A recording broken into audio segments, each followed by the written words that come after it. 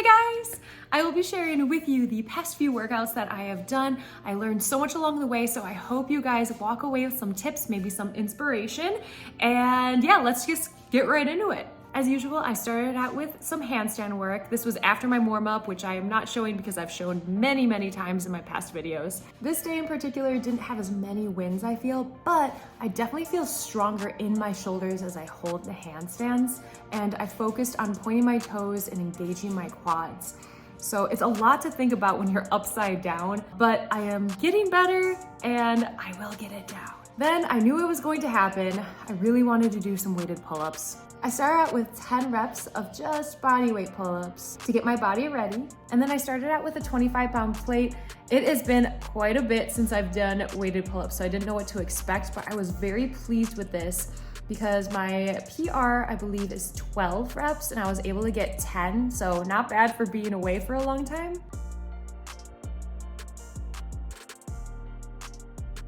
Then I moved on to a 35-pound plate and I was able to get 7 reps. So I was pretty happy with that. I believe my PR for that is 10. So a little bit far, but not too far. On my second set of the 35-pound, I actually got 8 reps, so that was good. And then I moved back down to 25 and it felt pretty weak, so I didn't do so good on those. But that's okay, getting back into it. In between sets of pull-ups, I decided to work on my hip mobility, and I am in butterfly pose using 15-pound dumbbells to try to help open up my hips, and it's quite the process, but it's cool to see by the end of my sets how much farther down my knees got. So that's just one of those things where I'm just gonna have to continuously go at it. Now the biggest win I would say is this tuck planche hold, and I know it is not for a long time, you guys. It is not. However, it is so much better than my first attempt ever back in December, and I'm actually really happy with this progress.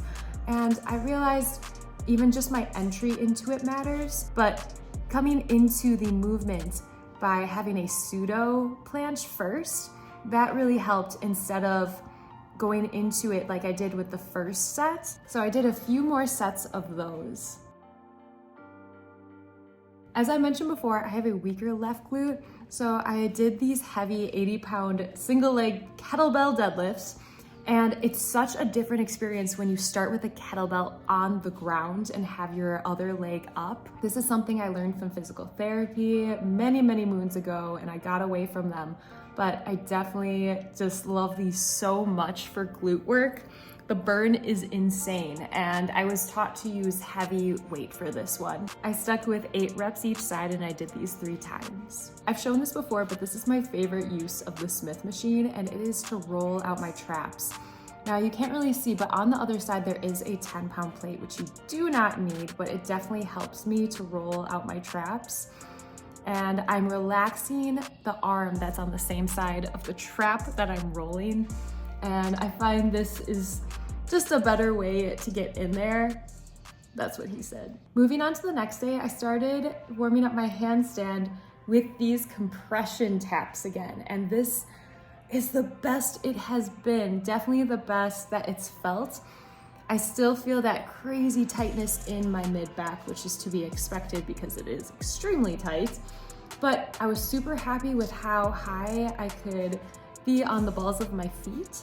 So this was definitely a win. I did this 3 times. Then I went into handstand, and I actually went into a handstand very briefly. It is not pretty. It is not pretty, you guys, but I was so shocked that I was holding it. And I remember being in it thinking, I didn't hit the wall. I'm still floating, and it felt like a really long time, and obviously very different when you see the footage. It's not a long time, but I was extremely happy with that. In between sets of handstand, I did these wall slides, I want to call them, as well as the reaches, and I'm focusing on keeping my back flat against the wall. And this is to try to open up my back and my shoulders. And I know it's gonna take quite a bit of time to do that, but it has definitely gotten better since I started doing them. So I'm just gonna continue at it. Consistency is key. And then I decided to play around with the Mace. And I had mentioned in the last vlog how I'm not very familiar with it as much. So luckily my husband knows quite a bit, and he taught me how to do a few of the movements a lot better, like these prayer switches, which I still have to work on my form, but I'll keep on getting better.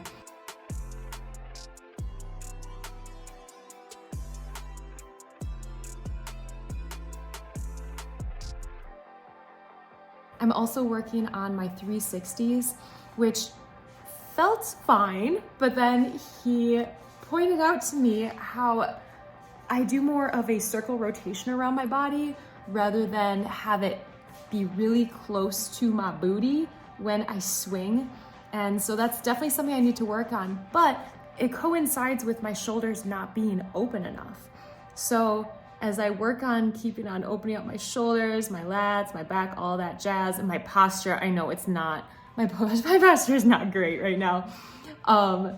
As I work on that and improve, all of these movements are just gonna look and feel so much better. Then I worked on my pseudo planche leans.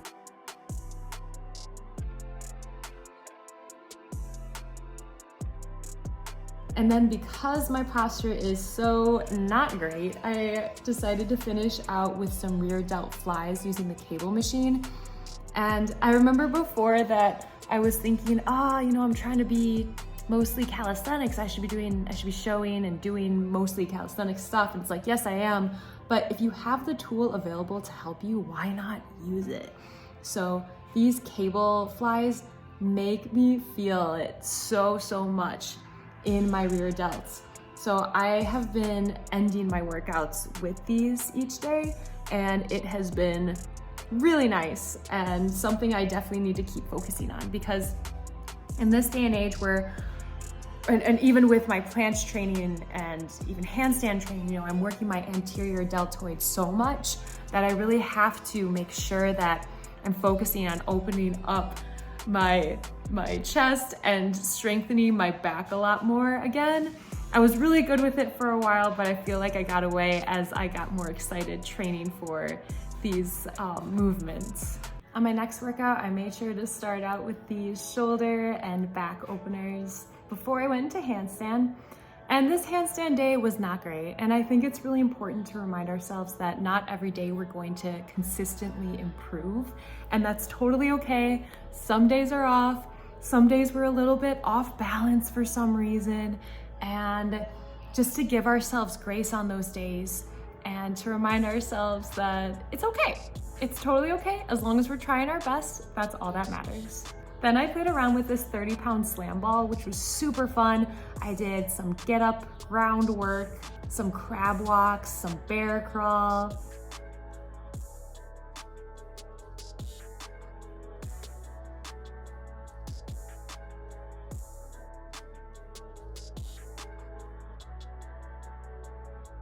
And then these hunter squats, I think they're called. But these got my quads like crazy, and that was super fun. I did 3 sets of all of these then. And in between those sets, I did this weighted butterfly again.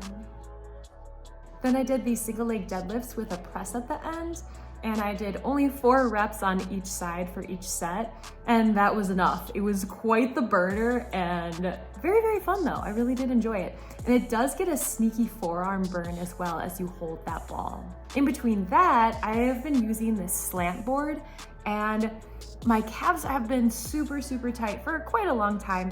So it's definitely been so beneficial to use it. So if you have this available, I can't recommend it enough. After that, I did more rear delt flies with the cable machine. I'm not using a ton of weight because you don't need to. There is no ego lifting here. And then I finished out with these single arm lat pull downs. The reason I like to add these in for some accessory work is because my left side is actually a little bit weaker, as well as a little bit smaller than my right side. And this was actually brought to my awareness because of my massage therapist.